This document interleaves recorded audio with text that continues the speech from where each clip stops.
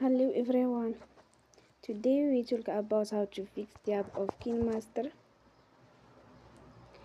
We will go to settings.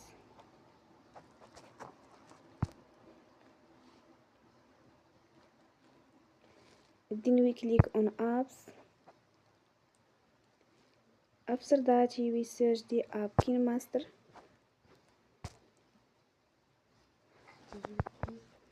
And we click the wheel on for stop. After that we go to storage. Then we click on clear cache. We will go to Play Store and you will update your app. Don't forget to support us. Bye, like and subscribe. See you next time.